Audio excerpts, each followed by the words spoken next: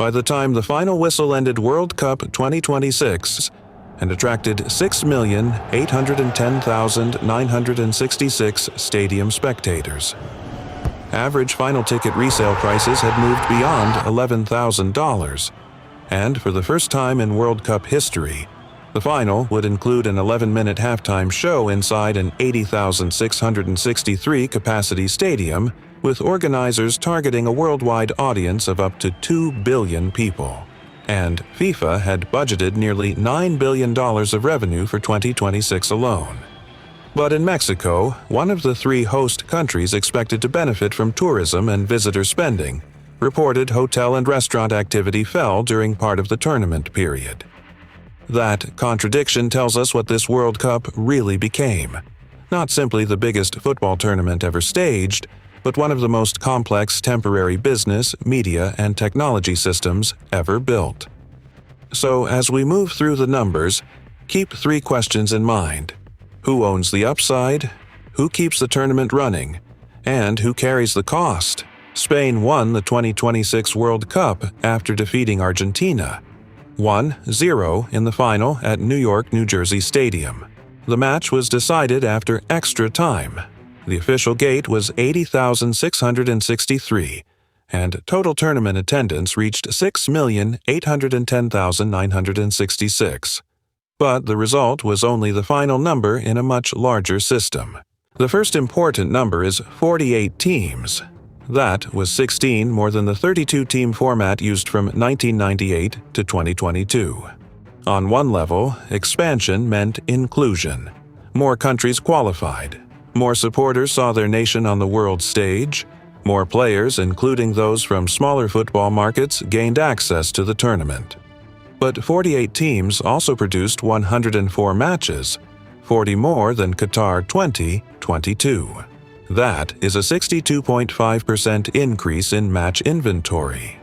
And every additional match created another broadcast window, another set of tickets, another hospitality opportunity, another sponsor placement, and another collection of goals, reactions, and controversies that could be redistributed across digital platforms. At an observed average crowd of roughly 65,000, those 40 additional matches represented approximately 2.6 million extra stadium visits. That is an analytical estimate, not an official FIFA accounting figure. So expansion was both inclusion and monetization. More nations gained access to the field. FIFA and its commercial partners gained more products to sell. But players, supporters, cities, and operational teams absorbed a longer and more demanding tournament. The tournament became larger, but its benefits and burdens did not expand evenly. The headline financial number was $8.911 billion. That was FIFA's budgeted revenue for 2026, not profit and not a final actual. The importance of the number is the revenue architecture it reveals, so it remains the correct lens even after the tournament ends. Within that budget, almost $3.9 billion was expected from television rights. More than $3 billion was budgeted from tickets and hospitality. And close to $1.8 billion was expected from marketing rights. These figures reveal what FIFA actually sells. It does not mainly monetize the match itself. It monetizes control of access to the match. Broadcasters pay for the right to place it on screens. Sponsors pay for proximity to its attention. Hospitality customers pay for premium access to venues and relationships. Supporters pay to experience it in person. And digital platforms benefit every time the match becomes a clip, reaction, argument, or replay. The football creates the emotion. Control of access converts that emotion into revenue. So who owns the upside? The organization that controls the global rights occupies the strongest position in the system. Now consider one seat. At the beginning of the tournament, the illustrative midpoint of the published ticket range for a normal non-host group match was around $340. By the semi-finals, the midpoint was close to $1,900. For the final, the original published midpoint was around $4,400. But the secondary market went much further. In the final week, SeatGeek's 7-day average final sale price exceeded $11,000, while average active listings moved above $18,000. A small number of listings on FIFA's platform were reported at around $32,000.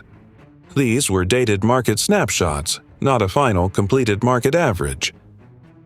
At the same time, FIFA introduced a $60 supporter entry tier, including for the final, after criticism over affordability.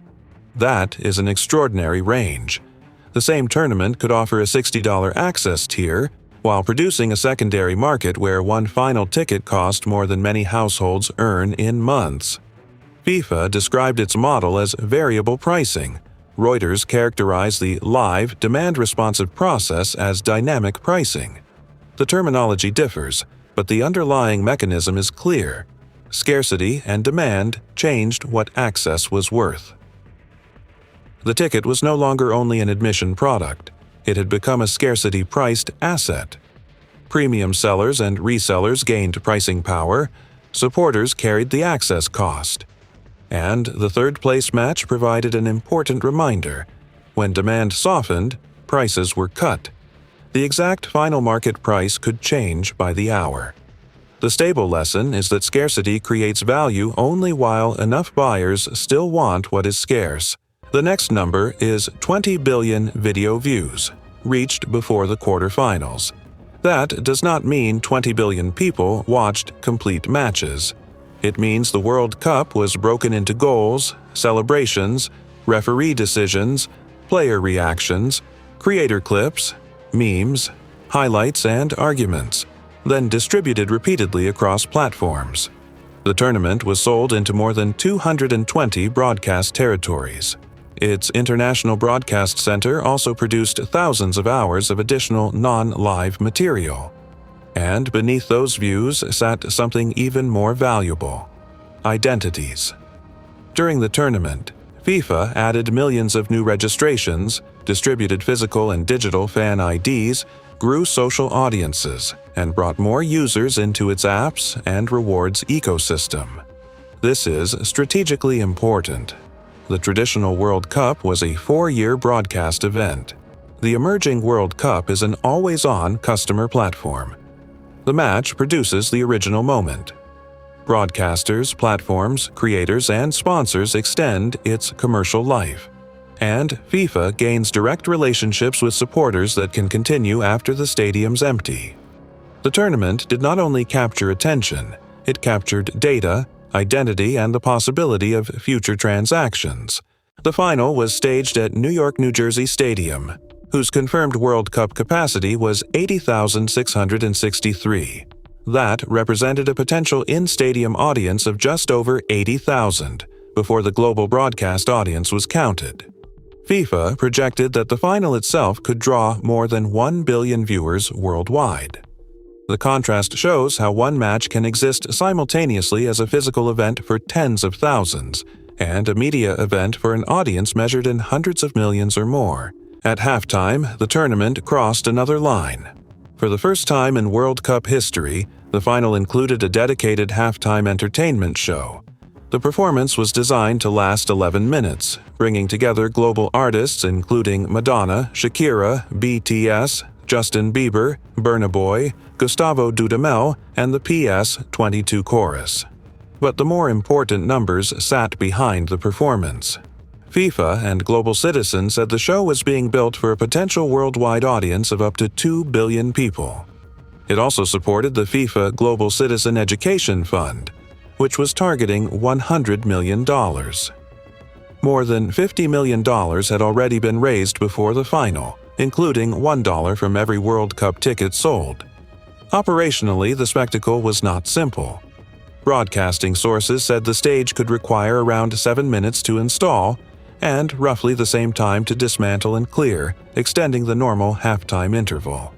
So halftime was no longer merely a pause between two halves. It became a global entertainment product, a fundraising platform, and a new block of premium attention inserted directly into football's biggest match. Artists and social programs gained global reach. Production crews and technical teams kept the spectacle running. Players had to absorb a longer interruption, and FIFA gained another way to extend the commercial and cultural value of the final beyond the football itself. The match still created the emotion, but now even the interval had become part of the platform. The modern World Cup also depends on infrastructure most supporters never see. By the end of the round of 16, approximately 13 petabytes of data had moved across tournament and broadcast networks. That is around 13 million gigabytes. The event used roughly 161,000 kilometers of fiber, enough to circle the Earth about 4 times. Private 5G operated across all 16 stadiums. Thousands of video endpoints distributed content across venues and operating sites. Every one of the 1,248 participating players was digitally scanned. The connected ball measured movement approximately 500 times per second. 16 cameras tracked 29 data points on each player 50 times every second. This meant that contact, position, and movement could be converted into data almost instantly. The stadium was no longer simply a place where football happened. It was simultaneously a television studio, data center, communications network, security operation, and entertainment venue. The visible stars were on the pitch, but network engineers, technicians, camera operators, data teams, and infrastructure providers kept the global product alive. This brings us back to the second question: who keeps the tournament running? Often, it is the people the audience never sees. More than 1 billion cyber threats or attacks were reportedly blocked during the tournament period. That does not mean 1 billion highly sophisticated hackers personally targeted the World Cup. The number includes automated probes, malicious traffic, attempted fraud, fake domains, and other hostile digital activity. But the scale still matters. Ticketing systems, payment platforms, broadcast feeds, fan identities, official apps, and venue networks all created potential attack surfaces. A major digital failure could interrupt access, compromise customer information, or damage the commercial value of the event. So, the World Cup was also a temporary global cybersecurity operation. The players protected the score. Cybersecurity teams protected the system around it. Technology created new capability. It also created a much larger surface that had to be defended. By the end of the round of 16, more than 607,000 hospitality packages had already been sold or allocated. The final total would be higher, but this milestone is enough to reveal the commercial model. The more revealing number was the mix. Around 40% of hospitality guests were business customers. That means many companies were not simply buying football. They were buying access to clients, executives, partners, and commercial relationships. The stadium became a temporary business-to-business marketplace. All 16 global sponsorship positions were sold before kickoff, and FIFA described the sponsorship revenue as the highest for a standalone sporting event. Sponsors bought visibility, but the deeper product was proximity to concentrated global attention. For the ordinary supporter, the seat represented identity, emotion, and memory. For the corporate guest, the same seat could represent business development. The same 90 minutes carried a very different economic meaning depending on who occupied the chair. Mega events are often justified through enormous economic impact projections. A FIFA and World Trade Organization-linked study estimated that World Cup 2026 could support as much as $40.9 billion of global GDP and nearly 824,000 full-time equivalent jobs. But these were ex-ante modeled estimates. They were not cash receipts, and they were not guaranteed local benefits. Early evidence from Mexico showed why caution matters. One estimate placed Mexico's total impact at around $2 billion, approximately 0.1% of GDP. Temporary job estimates were revised lower, and during June, reported hotel spending fell by more than 10%, while restaurant spending also declined. Entertainment spending rose, showing that the effect was uneven rather than universally negative. Some event zones gained. Some local businesses did not experience the boom they expected. Tourists may concentrate spending around stadiums, official zones, and selected cities. Regular customers may avoid crowded areas. Higher accommodation prices can change travel behavior, and public authorities still carry costs for security, transport, and public space. A mega event can therefore be highly profitable for the rights owner, while producing uneven outcomes for local hotels, restaurants, workers, and taxpayers. That is the distinction hidden by large headline multipliers. The system can create enormous total value without distributing that value equally. So who carries the cost? Sometimes it is the supporter buying the ticket. Sometimes it is the city maintaining the infrastructure. Sometimes it is the local business that prepared for demand that never fully arrived. FIFA allocated $871 million in team distributions to participating associations. The champion was due to receive $50 million. For the richest football nations, that is substantial prize money. For a smaller federation, even a much smaller distribution can have transformational power. It can finance facilities, youth development, staff, travel, and future qualification campaigns. The same dollar, therefore, has different meaning across the football system. At the top, money rewards performance and reinforces global brands. Further down, it may build basic institutional capacity. But redistribution does not erase the wider imbalance. FIFA controls the rights. Broadcasters control audiences. Sponsors buy attention. Hospitality firms sell premium access. Technology companies run the invisible infrastructure. Host cities finance public operations. Temporary workers may have jobs only for the tournament period. And supporters pay increasingly different prices for the same 90 minutes. The tournament generated value at every layer, but every layer did not possess equal power to capture it. World Cup 2026 proved that football remains one of the few products capable of concentrating billions of people, billions of dollars, and enormous technological infrastructure around the same event. Its 48 teams created more inclusion. Its 104 matches created more commercial inventory.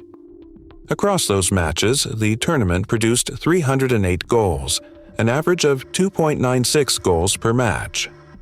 Qatar 2022 produced 172 goals across 64 matches, or about 2.69 per match. Its ticket market transformed access into a scarcity product. Its digital ecosystem transformed football into continuous content. And its first-ever halftime show transformed even the interval into an entertainment, fundraising, and global audience platform. Its fiber, sensors, artificial intelligence, and cybersecurity turned stadiums into connected operating systems. And its host economy experience reminded us that scale does not guarantee equal benefit. There is already discussion about whether future tournaments could expand even further. But more teams and more matches would not only mean more football. They would mean more broadcast hours, more data, more sponsor inventory, more travel, more operational demand, and harder questions about access, cost, and the identity of the game.